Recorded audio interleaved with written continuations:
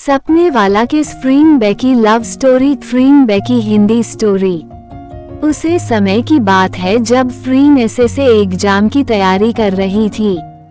उसकी एसएससी की क्लास के बाद बैंकिंग की क्लास होती थी और इस बैंकिंग की क्लास में उसकी क्रश थी बेकी। वो सिर्फ उसे देखती थी लेकिन कभी बात करने की हिम्मत नहीं होती थी।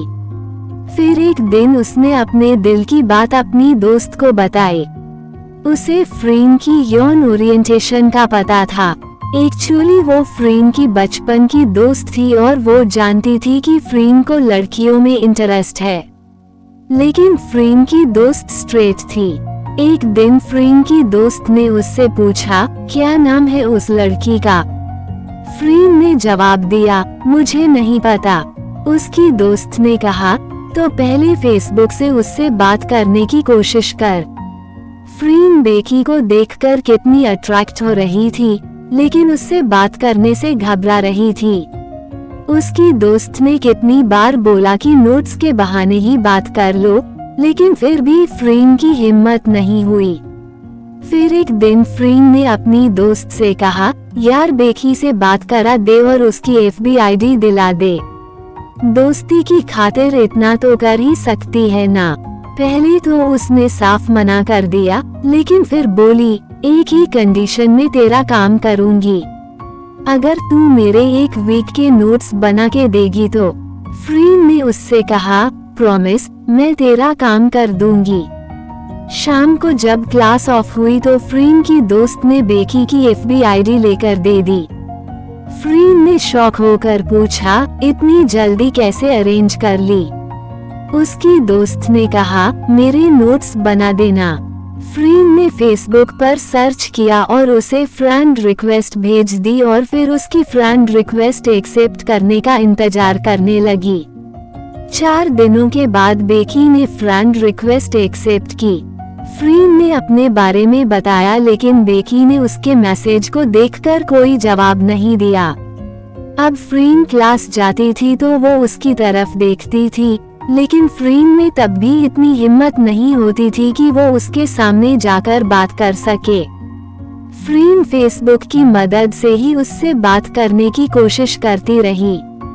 आखिरकार एक दिन बेकी ने उसके मैसेज का जवाब दिया और उससे पूछा, आप किस एग्जाम की तैयारी कर रहे हैं?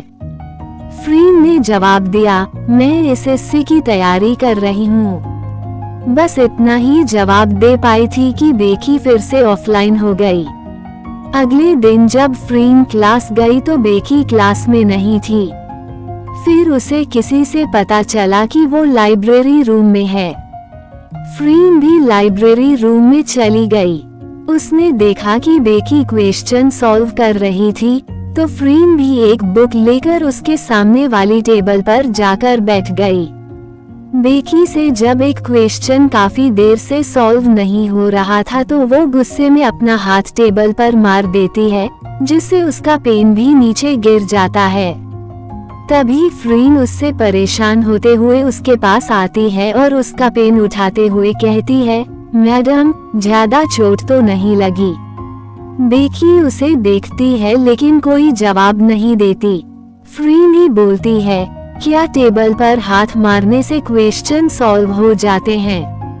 बेकी बिना कुछ बोले वहां से चली जाती है।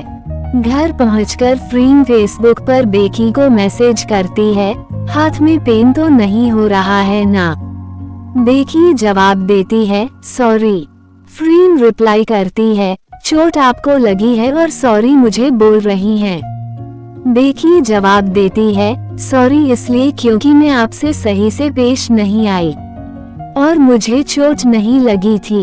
एक्चुअली एक क्वेश्चन कब से सॉल्व करने की कोशिश कर रही थी लेकिन हो ही नहीं रहा था और मुझे गुस्सा आ गया। फ्रीन ने कहा, चाहो तो मैं इसमें तुम्हारी हेल्प कर सकती हूँ। उस दिन के बाद से वो दोनों क्लास के बाद रोज मिलने लगे और साथ में स्टडी करते।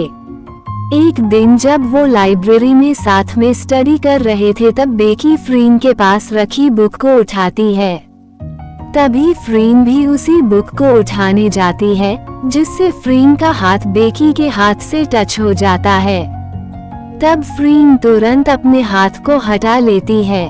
तब बेकी उसे नजाकत से देखती है और बोलती है, फ्रीन, तुम मेरे पास होते हुए भी मेरे पास क्यों नहीं होती हो? क्यों मुझसे दूर भागती हो? फ्रीन नजरें चुराते हुए टूटे फूटे शब्दों में बोलती है, वो एक्चुअली मतलब नहीं, ऐसा कुछ भी नहीं है। फिर बेकी धीरे से उसके चेहरे पर अपना हाथ रखकर उसका चेहरा अपनी ओर घुमाती है और उसकी आंखों में देखते हुए कहती है, फ्रीन, जो भी बात है बोल दो। आखिर तुम मुझसे इतना क्यों घबराती हो? क्यों इतनी फॉर्मेलिटी करती हो? फ्रीन अपनी नजर सामने दीवार की ओर करते हुए कहती है, नहीं पता बेकी, बस इतना जानती हूँ, मैं तुम्हें खोना नहीं चाहती। मैं नहीं चाहती कि मुझसे ऐसी कोई गलती हो जाए जिससे तुम मुझसे बात करना बंद कर दो या मुझसे दूर हो जाओ। बेकी अपने दोनों हाथों से फ्रीन के चेहरे को थामती है और उसकी ओर देखते हुए कहती है, ऐसा कभी नहीं होगा। मैं तुमसे कभी दूर नहीं जाऊंगी। पहली बार किसी ऐसे इंसान से मिली हूँ जिसके साथ वक्त का पता ही नहीं चलता, जिसके साथ मुझे सुकून मिलता है। अब उनकी बातें आंखों ही आंखों में होने लगी थी क्योंकि उनके लबों पर शब्द नहीं थे। पूरा समा खामोश था, इतना शांत था कि सिर्फ दोनों की तेज धड़कनें ही सुनाई दे रही थी। धीरे धीरे फ्रीन बेकी के और करीब चली जाती है। वो खुद को उसके इतना पास पाती है कि उसकी गर्म सांसें तक उसे महसूस हो रही थी।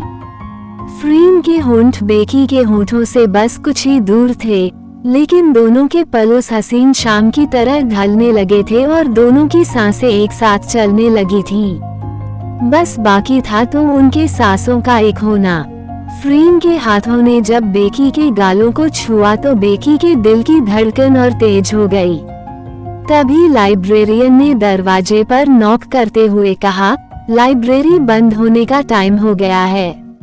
जो भी स्टूडेंट अंदर है वो बाहर आ जाए वरना लाइब्रेरी का डोर बाहर से लॉक कर दिया जाएगा। बेकी बिना कुछ बोले अपनी बुक्स लेकर वहां से चली जाती है। फ्रीन को लगता है कि बेकी उससे नाराज हो गई है। वो रास्ते भर परेशान रहती है और सोचती है कि शायद बेकी उससे बात ना करे। नेक्स्ट डे टीचर्स डे था तो कोचिंग में बैंकिंग और एसएससी के स्टूडेंट्स दोनों साथ में सेलिब्रेट कर रहे थे। फ्रीन का जाने का बिल्कुल भी मन नहीं था, लेकिन अपनी दोस्त की जिद के पीछे उसे पार्टी में जाना पड़ा। उसके दिमाग में तो सिर्फ बेकी ही चल रही थी और उसे डर भी था कि वो बेकी को कैसे फेस करेगी। फ्रीन को अजीब सी फीलिंग हो रही थी। वो बेकी को फेस नहीं करना चाहती थी, लेकिन नजरें उसी को ढूंढ रही थीं। उसकी नजरों ने पूरे हॉल को स्कैन कर लिया, लेकिन बेकी नजर नहीं आई। अब वो और भी डर गई थी कि बेकी उससे नाराज है और अब उससे कभी भी बात नहीं करेगी। फ्रीन मन ही मन उदास हो जाती है और हॉल से निकलकर बाहर चली जाती है और लाइब्रेरी में जाकर अकेले बैठ जाती है और टेबल पर हेड डाउन करके बेकी के बारे में सोच रही होती है। इतने में कब उसकी आंख लग जाती है उसे पता ही नहीं होता। तभी उसे एक सपना आता है कि बेकी उसके पास आती है और उसके कानों में बोलती है और उसके गालों पर किस कर देती है। फ्रीन नींद में ही मुस्कुरा देती है। तभी बेकी बोलती है, क्यों मैडम, अब पार्टी में सोने आई हैं?